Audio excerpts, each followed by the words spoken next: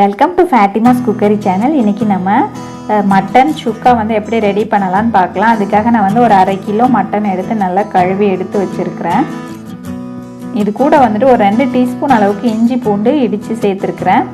1/2 teaspoon அளவுக்கு மஞ்சள் பொடி, ஒரு 1/2 டீஸ்பூன் அளவுக்கு வந்துட்டு கல்லுப்பு எடுத்துருக்கிறேன். கொஞ்சமாக தண்ணி சேர்த்துக்கலாம். ஒரு 1/2 கிளாஸ்லேருந்து 1 கிளாஸ் அளவுக்கு வந்துட்டு தண்ணி சேர்த்துக்கலாம்.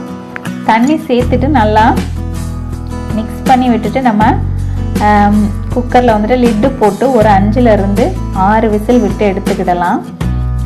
நல்லா வேக வச்சுக்கலாம். இதை வேக வச்சு தனியாக நம்ம எடுத்து வச்சுக்கிடலாம். இந்த டைமில் வந்து ஒரு மண் சட்டியில் வந்து ஒரு 2 டேபிள் ஸ்பூன் அளவுக்கு நல்லெண்ணெய் சேர்த்துருக்குறேன். எண்ணெய் வந்து நல்லா சூடானதுக்கப்புறம் ஒரு பிரிஞ்சி இலை, 2 ஏலக்காய், 4 கிராம்பு, ஒரு அன்னாச்சிப்பூ சேர்த்துருக்குறேன். அது பொரிஞ்சதுக்கப்புறம் ஒரு 2 பெரிய வெங்காயம் கட் பண்ணி சேர்த்துருக்குறேன். அப்புறம் கொஞ்சமாக கருவேப்பிலை சேர்த்துருக்குறேன். இதை வந்து நல்லா வதக்கி விடணும், நல்லா ப்ரௌன் கலர் ஆகுற வரைக்கும். இது கூட வந்துட்டு நீங்கள் 2 பச்சை மிளகா கீரி போட்டுக்கோங்க. என்கிட்ட இல்லை இன்னைக்கு. இப்போ வந்துட்டு நல்லா ப்ரௌன் கலர் ஆயிடுச்சு. இந்த டைமில் வந்து நம்ம வேக வச்சு எடுத்து வச்சுருக்கிற மட்டனை சேர்த்துக்கலாம். சேர்த்துட்டு நல்லா ஒரு டைம் நல்லா கலந்து விட்டுடலாம். இந்த மட்டன் வந்து இந்த எண்ணெயிலே வந்துட்டு 1 நிமிஷம் நல்லா வேகணும். இப்போ பார்த்திங்கன்னா நம்ம இந்த சுக்காவுக்கு தேவையான அளவுக்கு வந்துட்டு நம்ம ஒரு டீஸ்பூன் அளவுக்கு வந்துட்டு வத்தல் பொடி சேர்த்துருக்குறேன்.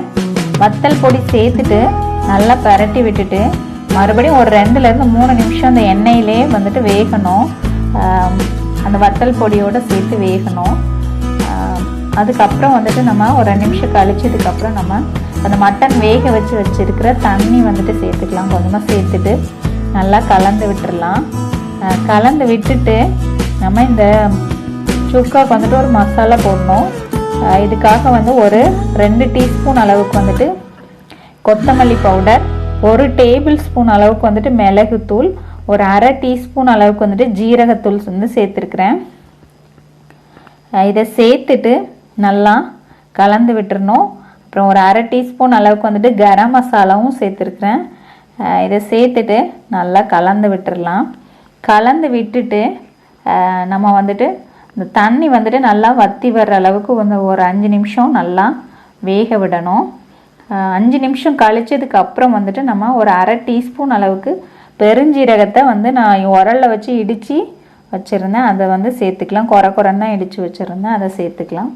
சேர்த்து மறுபடியும் நம்ம வந்து ஒரு 5 நிமிஷம் நம்ம வேக விட்டுட்டோம்னா நம்மளோட மட்டன் சுக்கா வந்துட்டு ரெடி ஆயிரும். இப்போ பார்த்திங்கனாலே தெரியும், தண்ணி எல்லாமே நல்லா வற்றி நல்லா ட்ரை ஆயிடுச்சு. அவ்வளோதான்.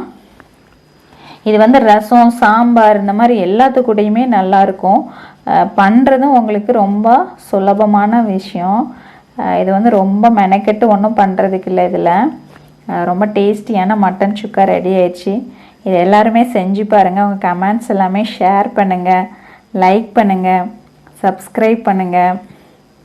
தேங்க்யூ.